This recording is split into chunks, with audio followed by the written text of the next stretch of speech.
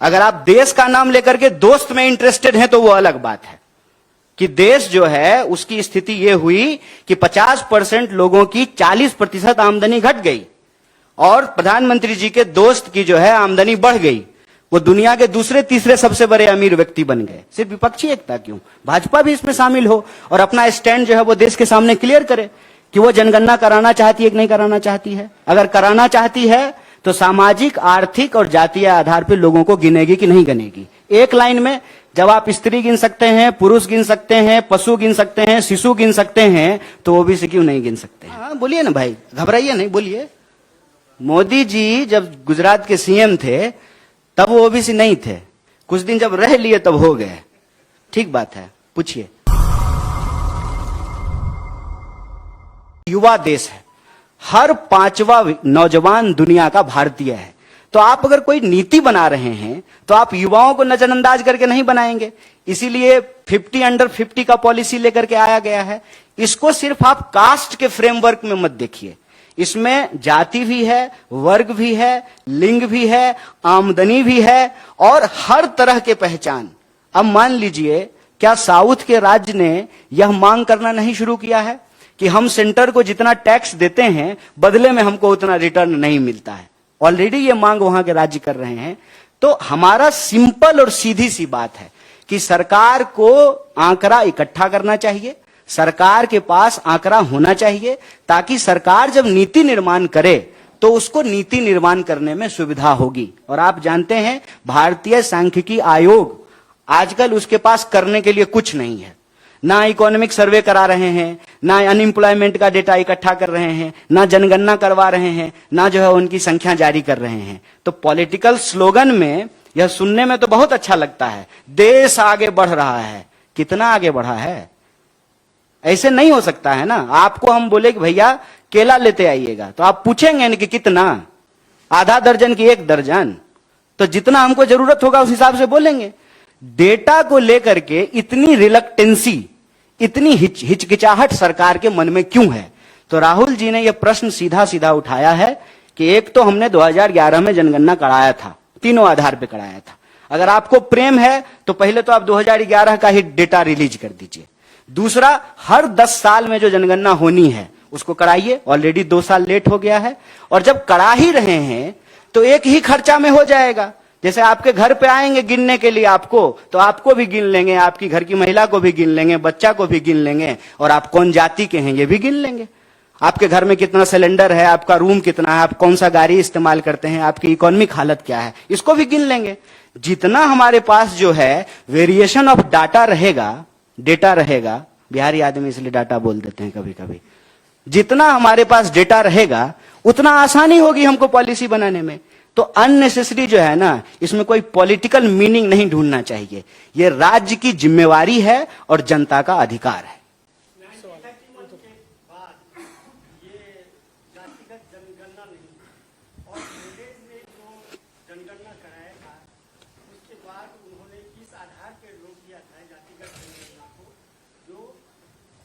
जातियां हैं भारत में जिसको गिनना आसान नहीं है। उसके बाद आजादी के बाद कई ऐसी जातियां हैं जो रातों रात पैदा हुई और वो पिछले वर्ग में चले गए। मोदी जी की भी। हाँ हाँ बोलिए ना भाई, घबराइए नहीं, बोलिए।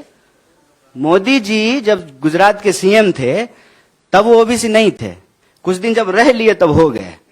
ठीक बात है, पूछिए।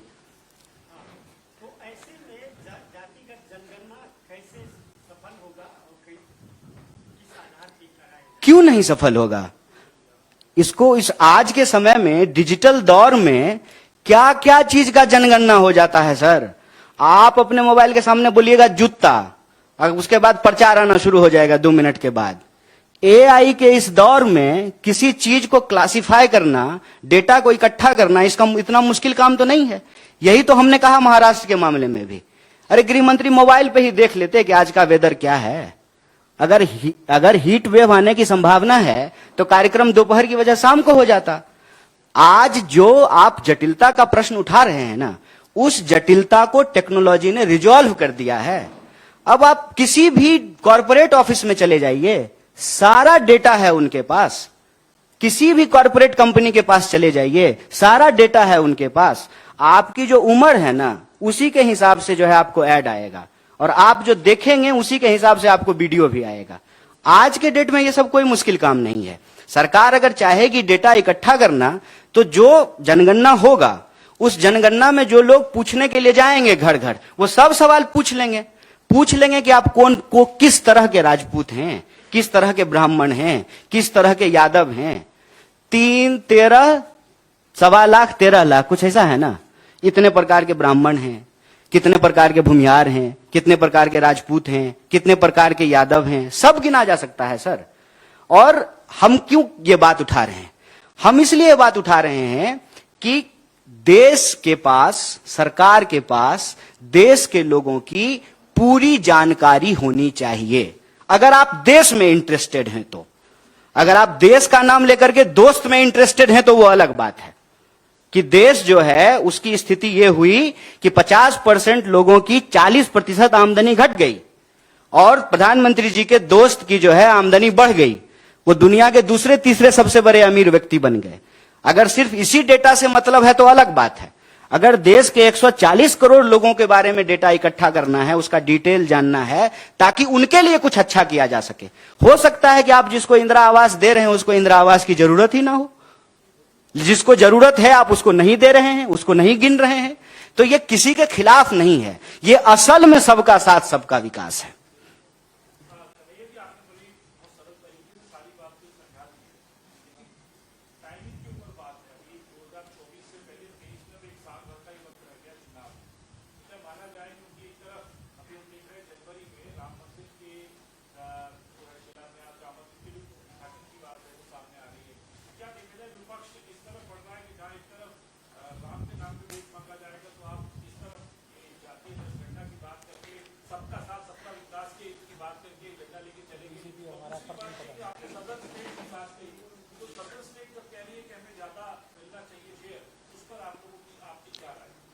देखिए, सबसे पहली बात तो ये कि राम मंदिर बन रहा है, लोग राम मंदिर दर्शन करने के लिए जाएंगे, वो एक बात है।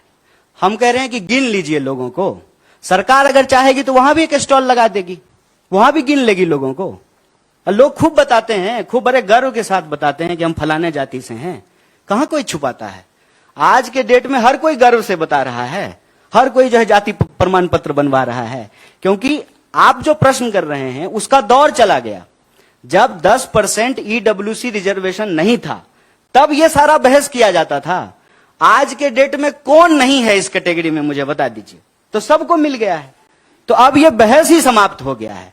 हम उससे आगे की बात कर रहे हैं। अगर आप दुनिया को देखेंगे, पूरी दुनिया में जिस तरह से स्थिति पैदा हो रही है, हर राज्य चाहती है कि उसके लोगों का आंकड़ा उसके पास हो, कितने तरह के लोग रह रहे हैं। अभी मैं आपको एक सिंपल सा एग्जांपल देता हूं कि डेटा होना क्यों जरूरी है। कोविड हुआ, कोविड के दौरान आपने देखा कि मजदूरों की क्या हालत हुई। लोग जो है, मैं बिहार से आता हूं, गुड़गांव से जो है साइकिल चला करके लोग गए, पैदल गए, ट्रेन की पटरी पे चलते हुए लोगों की जान चली गई। किसी भी सरकार के पास यह डेटा नहीं था कि उसके राज्य के कितने मजदूर दूसरे राज्य में जाकर के काम करते हैं। किसी भी राज्य के पास यह आंकड़ा नहीं था। अगर यह होता तो आपको नहीं लगता है कि इस पेंडेमिक के सिचुएशन में वहां लोगों को रेस्क्यू करना, वहां से लोगों को निकाल करके अपने घरों तक पहुंचाना आसान होता? मैं जो बात कह रहा हूं उसमें खाली विपक्ष की राजनीति नहीं है। भारतीय राज्य को हम और कैसे मजबूत बना सकते हैं और कैसे बेहतर बना सकते हैं, यह कामना है। और इसको इस रूप में मत देखिए कि वो जो है भाजपा धर्म की राजनीति करती है तो हम जाति की राजनीति करते हैं। नहीं नहीं, दोनों पे उन्हीं का पेटेंट है। धर्म पे भी वही कर रहे हैं और जात पे भी वही कर रहे हैं। वही जो है भाषण में जाकर के शमशान कब्रिस्तान भी करने लगते हैं, और वही जो है अपने आप को ओबीसी भी बोलने लगते हैं। ये हमारा काम नहीं है। हम राज्य के बतौर क्या जरूरी है नीति निर्माण के लिए, उसकी बात कर रहे हैं। और कांग्रेस पार्टी ऐसा समझती है कि राज्य के पास आंकड़ा होना चाहिए। आप जानते हैं कि सरकार आज जो है पीठ थपथपा रही है आधार को लेकर के। आधार की शुरुआत यूपीए के दौरान की गई, और आधार जो है आज हर जगह मैंडेटरी कर दिया गया है।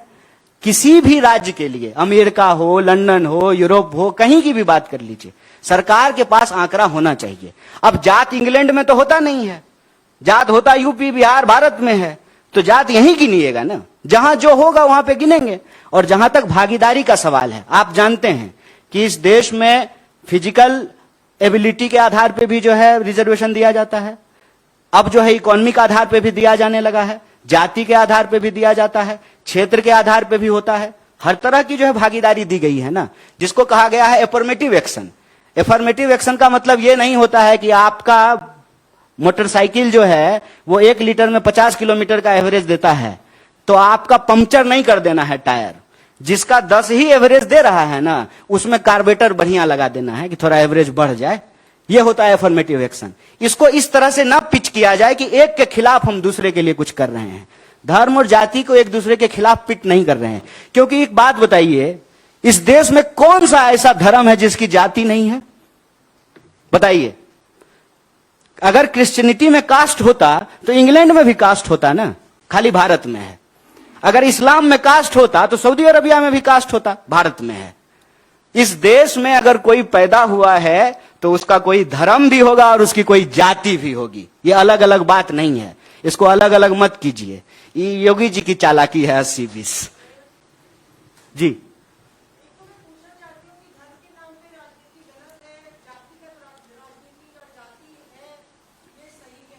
नहीं, राजनीति कहां कर रहे हैं, संख्या पूछ रहे हैं। अब एक बताइए, हम कहेंगे कि महिला को 50% आप भागीदारी मिलनी चाहिए। नहीं, अरे महिला हैं आप, तो आप ही की बात करेंगे। नहीं, महिला पे भी बात करेंगे, क्यों नहीं करें? हम तो सबको गिनने की बात कर रहे हैं ना।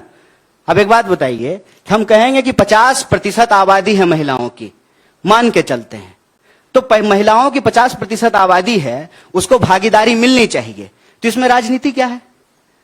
अगर हम 1947 से पहले अंग्रेज के खिलाफ लड़ करके आजादी मांग रहे थे तो ये राजनीति थी, हक नहीं था। अगर राजनीति से ही हर चश्मे को देखा जाएगा तो फिर सब कुछ राजनीति है। फिर प्रधानमंत्री का यह कहना कि मैं ओबीसी हूं, ये जाति की राजनीति है कि नहीं है? या भाजपा के नेताओं का यह कहना कि हम अमुक धर्म से हैं, वो धर्म की राजनीति है कि नहीं है? हम कह रहे हैं सिंपल कि राज्य के तौर पर आपके देश के भीतर रह रहे लोगों की संख्या आपको मालूम होना चाहिए।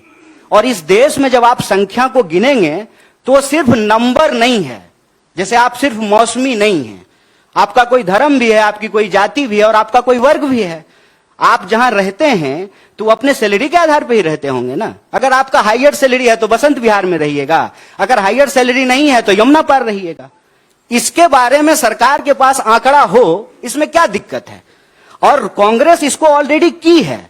हम बस कह रहे हैं कि अगर आपको इतना प्रेम उबाल मार रहा है ना, तो थोड़ा बता दीजिए देश को, थोड़ा मालूम हो, बस इतनी सी बात है।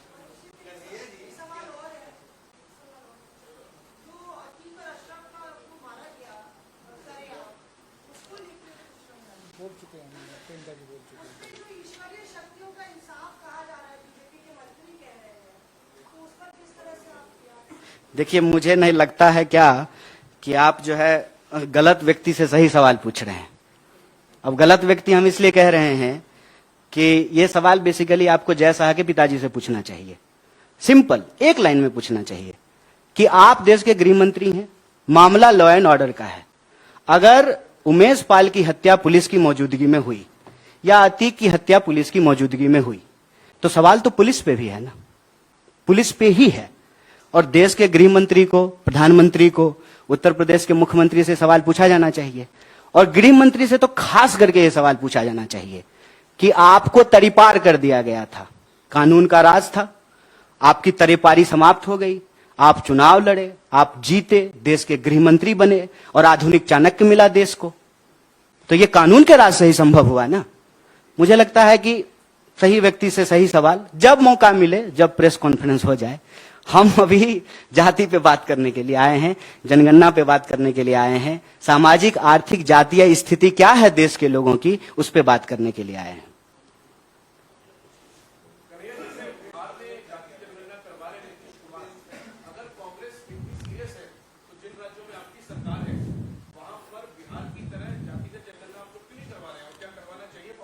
एकदम आप सवाल पूछते रहिए, हमारी सीरियसनेस बनी रहेगी।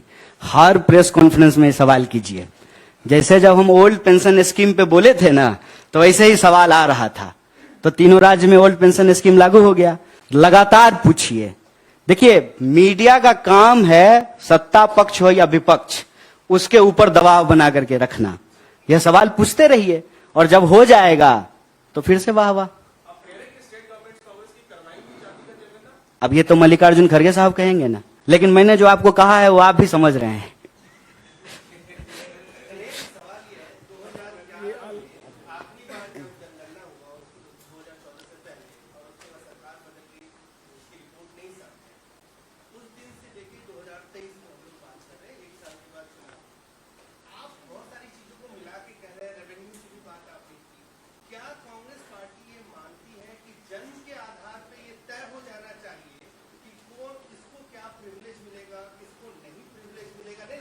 हाँ, नहीं, कई सारी चीजों को रेवेन्यू तक को आपने इसमें शामिल किया।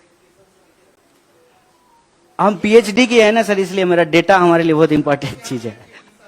जी जी, पूछिए पूछिए पूछिए। मतलब ये है कि क्या ये एक तो रिपोर्ट को लेकर 2023 से पहले इस तरह का प्रेस कॉन्फ्रेंस मुझे नहीं याद है कि जातीय जनगणना पर कल राहुल गांधी के बोलने से पहले कांग्रेस पार्टी ने पिछले 10 सालों में कोई ऐसा प्रेस कॉन्फ्रेंस किया हो, तो क्यों ना ये माना जाए कि चुनाव चूंकि नजदीक है, इसलिए अब जो रीजनल पार्टियां, खासतौर से आरजेडी, जेडीयू जैसी पार्टियां जो जातीय जनगणना पर बड़ा मुद्दा बना रही है, कांग्रेस ने अपने आप को चुनावी राजनीति के लिए उससे एसोसिएट कर और 10 साल से चुप थी।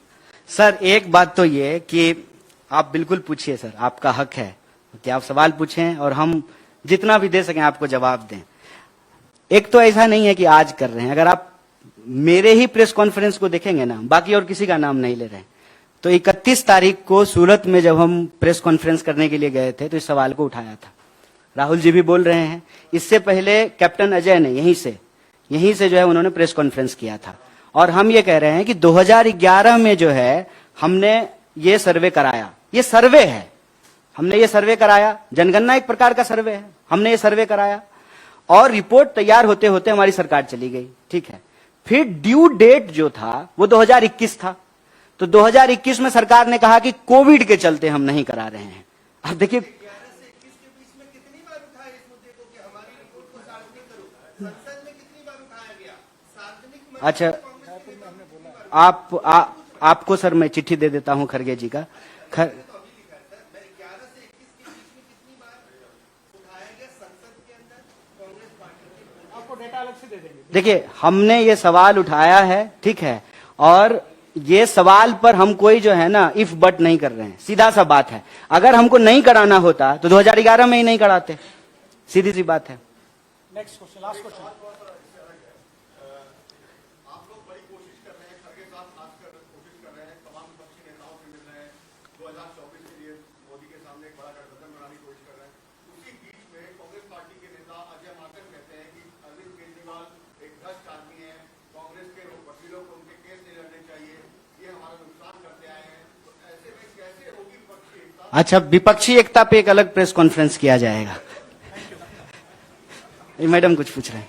विपक्षी एकता का मुद्दा बन सकता है कास्ट सेंसस, क्योंकि अभी स्टैलिन के मीट में भी इसके बारे में नहीं, सिर्फ विपक्षी एकता की बात नहीं है, ये देश की एकता की बात है। हम तो चाहते हैं कि भाजपा भी इसमें हमारे साथ आए और एक प्रेस कॉन्फ्रेंस करके जो है भाजपा के प्रवक्ता बताएं कि वो देश के लोगों को गिनना चाहते हैं कि नहीं गिनना चाहते हैं। हम विपक्ष सिर्फ कोई यूनाइट नहीं करना चाहते हैं। 140 करोड़ जैसा कि प्रधानमंत्री अपनी रैली में बोलते हैं, तो हम एग्जैक्टली जानना चाहते हैं कि हम 140 करोड़ हुए हैं कि नहीं हुए हैं। तो हम चाहते हैं कि देश की एकता बने, सिर्फ विपक्षी एकता क्यों, भाजपा भी इसमें शामिल हो और अपना स्टैंड जो है वो देश के सामने क्लियर करे कि वो जनगणना कराना चाहती है कि नहीं कराना चाहती है। अगर कराना चाहती है तो सामाजिक, आर्थिक और जातीय आधार पर लोगों को गिनेगी कि नहीं गिनेगी। एक लाइन में जब आप स्त्री गिन सकते हैं, पुरुष गिन सकते हैं, पशु गिन सकते हैं, शिशु गिन सकते हैं, तो ओबीसी क्यों नहीं गिन सकते हैं।